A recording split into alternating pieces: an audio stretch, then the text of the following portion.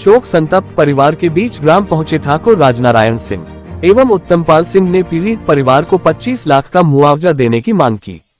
पूर्व विधायक ने दी 5,000 रु की तत्काल सहायता राशि।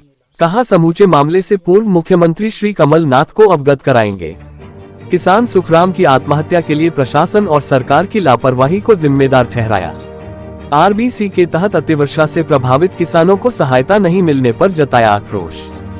कारण है प्रशासन के कारण कि आदमी मरा नहीं हो तो वो आप पुराने वीडियो वो आप लोगों के पास भेज देंगे। दो महीने हो गए ना, अभी 4 दिन पहले की बात है। अभी तो और लोग करेंगे, सब जिम्मेदार आप लोग ही रहेंगे। ये पर एक बात बताऊँ कि क्या कारण है कि आरबीसी 6000 को प्रोविजन है? ये तो ब्रिटिश के जमाने से आरबीसी 6000 भाई आप एक बात बताओ, ये हम जब ये पानी में डूबा एरिया जब भी हम लोग आए थे, हमने हमारे पास से मतलब जो भी कर सकते थे वो करी, लेकिन कोई चिंता ही नहीं, कोई फिक्र ही नहीं। आप ये बताओ कि ये घटना रात की हुई ना, पता लग गया ना, आपसे पहले हम भोपाल से आ गए, हम लोग भोपाल से आ गए, देखो आपके साथ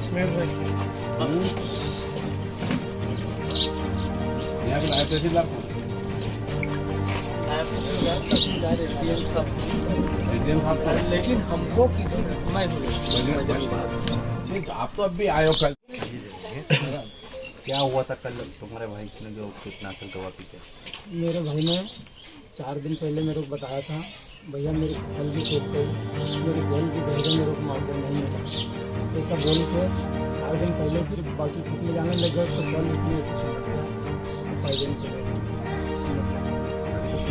नहीं सर, कोई नहीं था, कुछ तहसीलदार वगैरह नहीं कोई नहीं। वो पटवारी जी ने बैल बोया था जगह जिन्होंने वो बनाने लगेगा तो पैसे नहीं मिले, 1.5-2 महीना होगा, उन्हें 2 बार कहे कि भाई अभी तो पैसे नहीं मिले,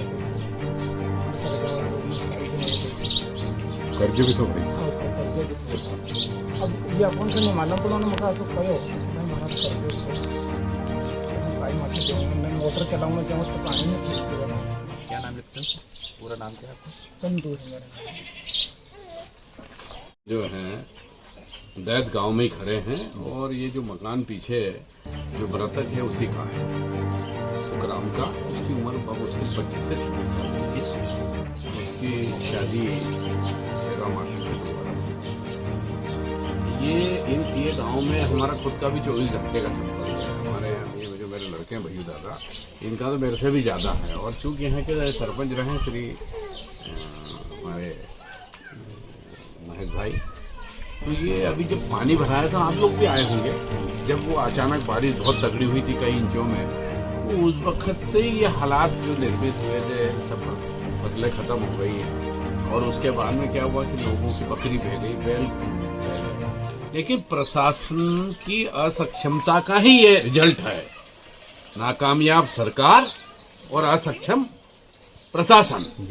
आरबीसी 64 ब्रिटिश के जमाने से एक सिस्टम चला आ रहा है, यानी भूराजा संहिता में इसकी गुंजाइश है कि आरबीसी 64 में अगर आपके बैल मर गए, बैल चले गए तो पैसा देना चाहिए, बिजली गिर गई तो पैसा देना चाहिए, फसल चली गई तो पैसा देना चाहिए। अब आदमी इतना चिंतित है, सरकार सोई है, उसको कोई ज्ञान ही नहीं है कि क्या हो रहा है। अब अगर आज पानी भी गिर जाए तो कोई फायदा थोड़ी होना है। तो सवाल ये है कि जो किसान जो पॉइजन पिया है, पॉइजन आदमी कोई ऐसी जान देता है क्या? कोई नहीं जान दे सकता, लेकिन जान उसने इसलिए दी तो उसने बहुत रास्ता देखा। उत्तमपाल सिंह ने तो तहसीलदारों ने उनको कई बार टेलीफोन भी करा कि भाई बहुत खराब स्थिति है, वहाँ बकरियां जैसे बह गई थी, यहाँ बैल बह गए थे, ये इनके बाद तो खाने को ही नहीं थे, पूछो ना इनके। तो इनको हमने गेहूं भेजे, यहाँ 3 बोरे थे, कुछ किसान थे तो उनको कुछ था ही नहीं। तो सवाल ये है कि अगर समय से अगर उनको आरबीसी 64 का अगर पैसा मिल जाता, या हमने आश्वस्त करें उनको, हमारे से जो बनी हमने मदद करी, अगर समय पे अगर उनको अगर राहत मिल जाती तो शायद सुखराम मौत के घाट नहीं उतरता। क्या इसकी जानकारी पूर्व मुख्यमंत्री कमलनाथ जी को भी है किसान की मौत पर? ये तो जानकारी मतलब आप लोगों के माध्यम से हम पहुंच गई है, और हम शाम को उनसे पूरी डिटेल भी बताएंगे। और प्रयास ये करेंगे कि कमलनाथ जी को इस एरिया में एक बार लाने का पूरा ताकत से हम प्रयास करेंगे, क्योंकि वहाँ पे कोई कल धार्मिक कार्यक्रम था तो उसमें चले गए थे। और ये रात को हमको टेलीफोन लगी थी, ये जो महेश भाई हमारे आदिवासी ब्लॉक कांग्रेस के अध्यक्ष हैं, तो इनने हमको ये कहा कि दादा ऐसा ऐसा हो गया। तो हमने इनको रात को ही रवाना कर दिए। फिर वो इलाज भी हुआ, लेकिन वो मृत घोषित हो गए। मेरे पास टेलीफोन आया कि पोस्टमार्टम कराना, तो हम भी भोपाल से सीधे चले आ रहे हैं, तो उनका अंतिम संस्कार करके वो सब करके ये लोग यहाँ आ रहे हैं। अब ये मैं आप लोगों के माध्यम से मांग करना चाहता हूँ कि एक तो उसको जो सरकार को कम से कम नहीं तो उसको 25 लाख रुपए का मुआवजा देना चाहिए। दूसरा ये कि तत्काल प्रभाव से इसको सूखा घोषित किया जाए, और जिन लोगों की खेती में जिसकी जो फसल है, किसानों का जो बीमा है, उनकी बीमे की भी राशि मिले। और चूंकि आनावारी तो 36 पैसे के अंदर आएगी, तो किसानों को सब तरफ से राहत देने की जरूरत है।